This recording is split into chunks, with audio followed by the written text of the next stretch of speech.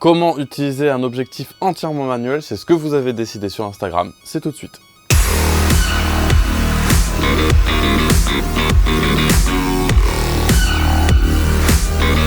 Bonjour à tous, c'est un plaisir de vous retrouver enfin sur la chaîne. C'est très cool puisque cette vidéo, vous l'avez choisie sur Instagram comme je l'ai dit juste avant. On rentre dans le vif du sujet et la première question c'est à quoi on reconnaît un objectif manuel par rapport à un objectif automatique. Un objectif automatique c'est quasiment ce qu'a aujourd'hui le commun des mortels. C'est-à-dire que c'est un objectif que vous allez pouvoir régler en termes d'ouverture de diaphragme, mais aussi, et ce que vous utilisez le plus, c'est la mise au point automatique. La mise au point automatique, ou autrement appelée autofocus, c'est ce que vous utilisez le plus. Néanmoins, pour autant, vous avez sur votre objectif une bague de mise au point. Ça vous laisse la possibilité de faire le focus manuellement, mais pourtant votre objectif reste pour autant automatisé de base. Donc à partir de ce point-là, il ne rentre pas dans la catégorie du sujet de cette vidéo, c'est-à-dire les objectifs manuels. Je vais prendre le cas chez Fuji, du coup il y a un autofocus, et du coup comme la majorité des objectifs, le diaphragme est piloté directement par le boîtier. Et pourtant vous avez une bague crantée, ça je vais y revenir juste après, pour piloter le diaphragme. Je vous en fais l'expérience, vous allez voir, la luminosité va baisser, puisque je vais fermer le diaphragme et je vais m'approcher pour que vous puissiez entendre le cliquetis.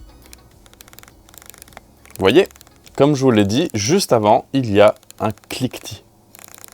Donc il y a la possibilité de régler manuellement le diaphragme, mais assez vite, puisque du coup on peut être en train de prendre la photo, régler tout de suite le diaphragme, ou en tout cas avec les molettes, ce qui est assez cool de toute façon. Donc ça c'était la partie pour savoir ce qu'est un objectif entre guillemets automatique. La plupart des objectifs n'a pas de bague de diaphragme pour pouvoir le piloter, tout se règle avec le boîtier. Pour ceux qui seraient perdus, le diaphragme c'est la valeur F. Par exemple cette vidéo, là actuellement elle est tournée à F2. Et bien ça c'est le diaphragme. Prenons un objectif manuel et full manuel cette fois. L'objectif que je vais vous présenter en premier est un Samyang 12 mm f2. Donc ça c'est un objectif entièrement manuel. Et pour le reconnaître, c'est assez simple. Il n'y a aucun bouton pour passer en autofocus ou en manuel. Également, quand vous regardez au cul de l'objectif, il n'y a aucun contact électrique. Généralement, ce sont deux valeurs sûres pour reconnaître un objectif manuel. Et en premier, le cul de l'objectif. Juste de l'objectif. Pas de truc, on arrête tout de suite avec le cul là. Donc pour cet objectif qui est full manuel, c'est pareil. Du coup, là, vous pilotez exclusivement le diaphragme avec la bague. Je vais l'approcher du micro-cravate pour vous faire un petit cliquetis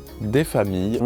Ce petit ASMR de cliquetis. On adore. L'autre chose qui va se passer avec les objectifs manuels, c'est que du coup, vous ne pouvez faire que la mise au point avec la bague. Il n'y a aucun autre moyen, il n'y a pas moyen d'adapter ça pour faire de l'autofocus, tout ça, ça n'existe pas. Là où c'est très intéressant les objectifs manuels, c'est surtout pour la vidéo. Et là, il y en a plein qui vont me dire, mais comment ça pour la vidéo?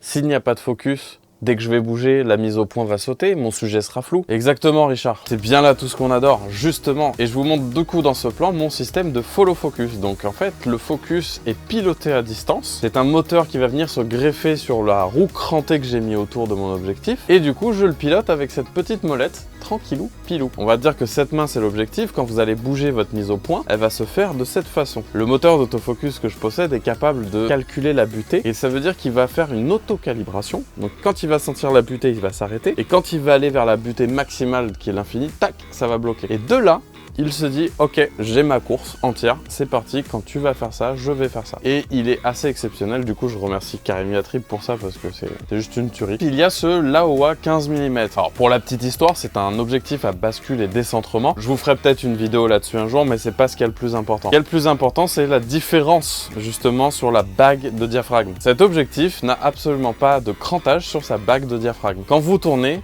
pas de cliquetis, pas besoin que je vous fasse la démonstration puisque cette fois on n'entendra absolument rien. Et du coup c'est extrêmement progressif. Donc je vous le montre sur ce plan. Sur le diaphragme du Samyang, vous voyez bien que ça se ferme et s'ouvre par à-coup. Alors que sur le Laowa, du coup on voit bien que c'est smooth, c'est très fluide, il n'y a aucun cantage et donc aucun à-coup, donc on peut être très précis. Il y a un autre point que je vais préciser qui est très important. Par exemple sur les objectifs manuels qu'on appellera photo, il y a effectivement la valeur d'ouverture, de mise au point, etc. Mais il y a quelque chose d'important à savoir concernant les objectifs qui auraient une plage de focale, donc un zoom. On prend un simple exemple de 70-200, peu importe la marque, c'est pour vous donner une idée. Quand vous allez être à 70, que vous allez faire la mise au point sur votre sujet, quand vous allez zoomer dessus, la mise au point va bouger. Alors que sur les objectifs estampillés, puis cinéma, la mise au point ne bouge pas. C'est-à-dire que vous pouvez passer de 70 à 200 mm, la mise au point restera exactement où vous l'avez. C'est bien pour ça que les objectifs ciné coûtent extrêmement cher et surtout quand il y a un zoom. C'est une des particularités des objectifs du coup manuel et cinéma. Voilà, j'espère que cette vidéo vous a plu. En tout cas, c'était très